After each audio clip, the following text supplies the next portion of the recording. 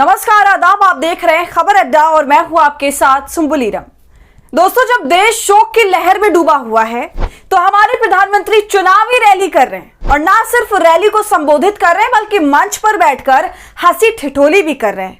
और जब से प्रधानमंत्री मोदी की वीडियो सोशल मीडिया पर आई है तब से उनकी जमकर आलोचना हो रही है। और इसी कड़ी में नेहा सिंह राठौर ने ऐसे ऐसे सवाल पूछ लिए हैं प्रधानमंत्री मोदी से कि उनके होश ठिकाने आ जाए कि आखिर ये जो कुछ हो रहा है उस पर उन्हें क्या करना चाहिए। दोस्तों, नेहा सिंह राठौर ने एक से बढ़कर एक सवाल दागे हैं जिन सवालों को पूछने की थोड़ी भी हिम्मत हमारे देश की मेन स्ट्रीम मीडिया में नहीं है। एक तरफ जहां हमारी मीडिया फेक न्यूज फैला रही है, प्रोपेगेंडा चला रही है, तो वहीं दूसरी तरफ नेहा सिंह राठौर जैसे लोग वाजिब सवाल पूछ रहे हैं। तो क्या कुछ कहा है नेहा सिंह राठौर ने अपनी वीडियो में, बताएंगे आपको। साथ ही किस तरह प्रधानमंत्री मोदी ऐसे माहौल के बीच चुनावी रैली को संबोधित कर रहे हैं और मंच पर बैठकर हंस भी रहे हैं। कैसे, पता नहीं कौन सी खुशी का उनको माहौल मिल गया है। इस पर भी चर्चा करेंगे, तो आप हमारे साथ अंत तक बने रहिएगा। दोस्तों, ये खबर चौंकाने वाली तो है और मैं आपको बता दूं कि ये बिल्कुल सच्ची खबर है। अभी पहलगाम में हुए टूरिस्ट की मौतों को ठीक से वक्त भी नहीं बीता और मोदी जी चुनावी रैली में बिहार पहुंच गए। शायद इसलिए ही लोग ये कह रहे हैं कि मोदी जी सिर्फ अपनी सत्ता को बरकरार रखने में और पार्टी को तोड़ने जोड़ने में ही अपना सारा वक्त बिताते हैं। हम सभी जानते हैं दोस्तों कि मोदी जी हमेशा चुनावी मोड में रहते हैं और इसमें भी कोई दो राय नहीं है कि मोदी जी अपनी पार्टी के सबसे बड़े वोट कैचर हैं। लेकिन क्या यह मोदी को एक चुनावी रैली संबोधित करने का सही वक्त था? इसका जवाब आप हमें कमेंट सेक्शन में जरूर दीजिएगा। दोस्तों, ये एक ऐसी खबर है जिसको सुनकर मुझे तो अच्छा नहीं लगा। हो सकता है कि मेरा विचार गलत हो, लेकिन एक पत्रकार के तौर पर और उससे भी ज्यादा एक नागरिक के तौर पर मैं आपसे ये बात साझा करना चाहती हूं कि भले ही बिहार की चुनावी रैली पहले से ही फिक्स थी, लेकिन अभी जो देश के हालात हैं वो ये इजाजत नहीं देते कि देश के सबसे बड़े अधिकारी इस वक्त के सबसे जरूरी मुद्दे को छोड़कर चुनावी रैली को संबोधित करें और हंसी ठिठोली करें।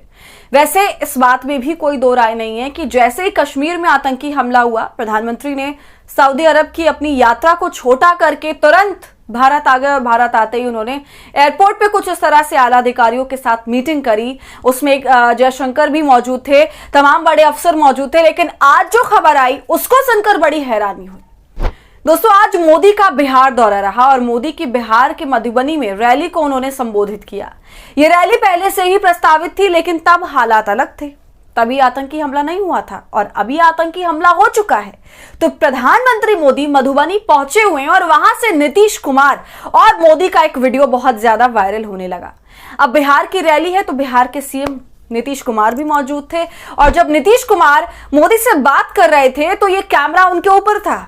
दोनों मुस्कुरा रहे थे, नीतीश कुमार भी मुस्कुरा रहे थे और उनको जवाब देते हुए मोदी भी मुस्कुरा रहे थे, हंस रहे थे। और लोगों को ये तस्वीर अब बहुत अखड़ गई है और इस तस्वीर को लेकर लोगों ने मोदी से सवाल भी पूछना शुरू कर दिया है कि देश भर में ऐसा शोक का माहौल है तो फिर प्रधानमंत्री मुस्कुरा कैसे रहे, प्रधानमंत्री को हंसी कैसे आ रही है। और मोदी के साथ साथ नीतीश कुमार की भी खूब आलोचना हो रही है। तो इसी वीडियो को लेकर और नरेंद्र मोदी के बिहार रैली को संबोधित करने पर नेहा सिंह राठौर ने भी अपनी एक वीडियो जारी करी और उस वीडियो में उन्होंने तीखे से तीखे सवाल पूछ लिए जो आज की डेट में हमारी मेन स्ट्रीम मीडिया को पूछना चाहिए था। नेहा ने ऐसे सवाल पूछे हैं जो पीएम मोदी को पानी पीने पर मजबूर कर दे। दोस्तों, उन्होंने अपनी वीडियो के साथ ये भी लिखा है, देखिए, देश में आतंकी हमला हुआ है लेकिन मोदी जी बिहार में रैली कर रहे हैं। क्या ये रैली करने का वक्त है? कोई उनसे सवाल क्यों नहीं पूछ रहा? शहीदों और मृतकों के नाम पर वोट मांगना बंद होना चाहिए। अब आप वो वीडियो भी देख लीजिए, फिर आगे की चर्चा करेंगे। देश में आतंकी हमला हुआ है और आज प्रधानमंत्री मोदी जी बिहार में रैली करने जा रहे हैं क्योंकि वहां चुनाव है। क्या ये रैली करने का वक्त है? किसी में दम है जो उनसे सवाल पूछ ले? बीते 10 सालों में भाजपा के चुनाव प्रचार और अडानी को ठेके दिलवाने के अलावा मोदी जी ने किया क्या है? कौन पूछेगा कि सरकारी कंपनियां बेचने या सेना की जमीन बाबा रामदेव को देने से देश कैसे मजबूत होगा? सेना की भर्तियां रोकने और 4 साल वाली अग्निपथ योजना लाने से सेना कमजोर हुई है या मजबूत? सेना में 1 लाख सैनिकों की कमी क्यों है मोदी जी? ईश्वर ना करे अगर कोई युद्ध 4 साल से लंबा चल गया तो हम इन 4 साल वाले अग्निवीरों के सहारे लड़ाई कैसे जीतेंगे? है कोई पूछने वाला? ट्रंप के दबाव में अमेरिका से खराब लड़ाकू विमान लेने पर देश की ताकत में कैसे इजाफा होगा? बताइए। आतंकी हमले की आपदा में अवसर ढूंढकर भाजपा ने देश को जितना नुकसान पहुंचा दिया है, उतना आतंकी हमले से भी नहीं पहुंचा था। हमला पूरे देश के खिलाफ था और पूरे देश को इसके खिलाफ एकजुट होकर लड़ना था, लेकिन भाजपा की घटिया राजनीति ने लोगों को ही आपस में लड़वा दिया। हमले में हिंदू, मुसलमान, ईसाई सभी मारे गए, लेकिन मीडिया ने हिंदुओं को पीड़ित और मुसलमानों को अपराधी बताने का एजेंडा चलाया। पत्रकारिता के मूल्यों की गिरावट अगर ऐसे ही जारी रही तो अब वो दिन दूर नहीं जब शहीदों की शहादत भी धर्म के चश्मे से देखी जाएगी।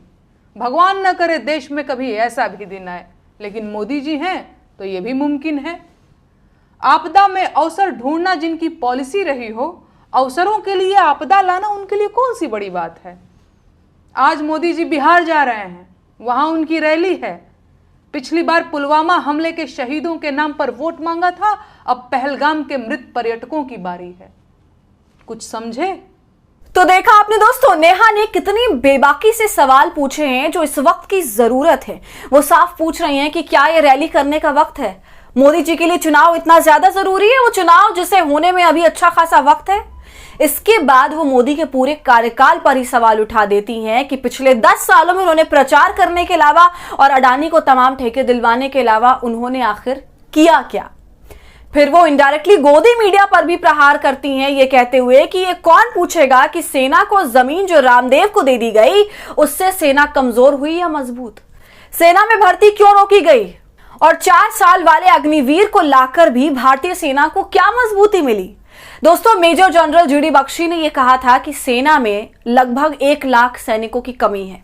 इस पर भी नेहा कहती हैं कि ऐसा क्यों है।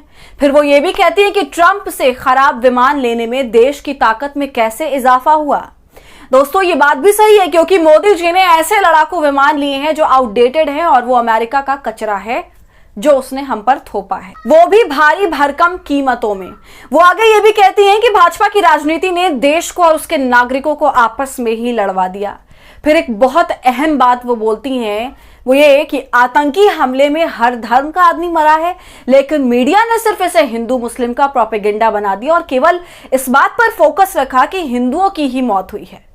दोस्तों, नेहा आगे कहती हैं कि भाजपा की पॉलिसी ही आपदा में अवसर ढूंढने की है, तो इसमें भी कोई दो राय नहीं है कि वो अवसर के लिए आपदा क्रिएट कर सकती है। फिर वो सीधा कटाक्ष बिहार रैली पर करती हैं कि आज प्रधानमंत्री मोदी बिहार में रैली को संबोधित कर रहे हैं क्योंकि बिहार में चुनाव होने वाले हैं। पिछली बार उन्होंने पुलवामा के शहीदों के नाम पर वोट मांगे थे, इस बार वो पहलगाम के शहीदों पर वोट मांगेंगे। तो कुछ इस तरह से नेहा सिंह राठौर ने प्रधानमंत्री मोदी के साथ साथ पूरी की पूरी बीजेपी को धो डाला और उसकी असलियत सामने रख दी। दोस्तों, आपका इस पूरी वीडियो पर क्या कहना है? नेहा सिंह के सवालों पर आपकी क्या राय है? हमें कमेंट कर जरूर बताएं। वीडियो पसंद आई हो तो इसे लाइक और शेयर करें और खबर अड्डा को यूट्यूब पर सब्सक्राइब कर लें।